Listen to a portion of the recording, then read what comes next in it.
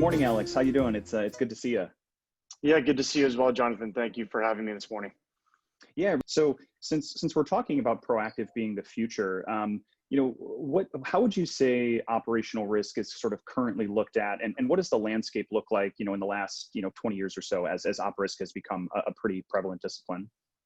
Yeah, absolutely. I think, when I think about, the operational risk competency, I really look back to, the financial crisis in 2007 and 2008, which really acted as the conduit and really the enabler for mainly large organizations and organizations which were probably more systemically connected to the economy to really start thinking about how to organize different programs within these large institutions to start, again, developing different perspectives of risk. And one of those became an operational risk perspective that was probably a little bit more formal and had a little bit of a recipe as to how to start approaching it.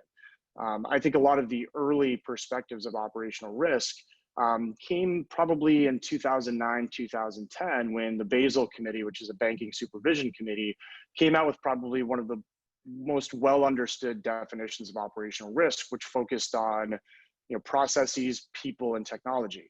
When you say those three elements, that's a large majority of our enterprise and the things and entities and assets that we employ to carry out, right, the delivery of things like the products and services that our clients and customers rely on. And so at first, when you think people, process, and technology, it was an understanding of how do we get our arms and our hands around that landscape of everything that would comprise of those three major elements, right? The people that we employ to carry out our processes, the technology that we enable to support our processes and to support our people and to support our business. And even more broadly than that, thinking about how all these things actually link together, right? And really on a day-to-day basis enable us to conduct our work and deliver products and services. And I think the evolution from a major financial crisis in which we had to better evaluate and analyze risk proactively to mitigate the impact of potential events like 2007, 2008, or what we're experiencing now with COVID, was about trying to create a cohesive landscape for just how to approach it. And I think for the most part, lots of these large organizations have become good at developing a methodology and approach for getting their arms around the people, processes, and technology, and finding good ways to analyze and identify risk, respond to risk, and develop pretty good mitigation plans for reducing the impact of events. And so as these organizations have developed the methodologies, and some are still developing maybe more robust methodology to approach it, we've now come to, I think, a really interesting inflection point that couples the perspective of we know what we know, and we've developed methodology and programs to define our operational risk programs, and we've learned how to be in compliance and generally how to manage the risks that we know. But now it becomes, with the evolution of technology and data and analytics, machine learning, AI, it starts to change the perspective of how can we better analyze risk, more proactively analyze risk in real time, and get a better understanding of our operational landscape, not just at a point in time through something like an annual or biannual risk assessment, but how can we use analytics, data, and how can we get some cross-functional understanding of our programs to identify point-in-time risk continuously so that we can respond more actively and understand our risk posture at all points of the day, of the week, of the year, and respond accordingly. So I think a lot of the evolution now that we're in 2020 and we've gone through lots of different kind of systemic disruptions, it's changed the game and has forced a lot of these organizations to think about how can we redefine operational risk and create a program that better aligns with today and the future. Yeah, and I think one of the things that I'd like to draw out a little bit further is talking about using the information and the data and using the relationships that you've created with this foundational operational risk program to really drive greater business value, right? I mean, it's not just about analyzing why a control didn't work or why something failed. It's about being able to be predictive and use that to inform other types of decisions within the organization. So when we talk about doing that, can you maybe give a little bit of insight to our listeners as to what being proactive and predictive really facilitates versus just, kind of ticking that box or remaining in compliance and avoiding fines? Yeah, absolutely. And I think there's probably a couple different spectrums that we can talk about here, and one being those that are probably more tangible for lots of different organizations. And I think part of, to your earlier point, becoming a partner to the business, even as a risk or compliance function, right? That transition or that shift from just trying to remain in compliance or to meet the next external examination or to evidence alignment with a compliance obligation, that's all necessary, absolutely, and is something that organizations need to continue to drive. But it's more about how do we become, a business partner? How do we become a strategic influencer? How do we use, right, all of these risk programs, lots of those which have been mandated or forced to have collected a ton of data and information about their organization, and have started to align that understanding of the data and information, whether that's, again, the people, processes, and technology, their sites, their facilities, their locations, the regulations and compliance obligations that they're forced to meet. They've created an incredible network of information and data. And that data and information hasn't always been presented, aggregated, or displayed in ways that's been meaningful to strategic decision makers. And that's not easy to do, right? There's lots of very formulaic thinking and understanding that needs to go into how do we take the data and information that we have and present it in a light that actually provides forward-thinking value to our senior executive and board level members of our organization.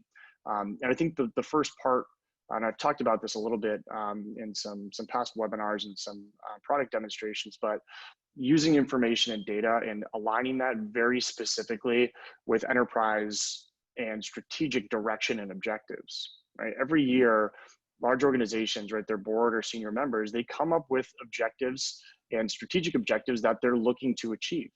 And having a succinct understanding of what those are is really the first step, right? That's part of that kind of institutional commitment to risk and compliance, is understanding we know what we have to do from a compliance and a risk perspective, but let's also create an understanding of what our organization is trying to achieve.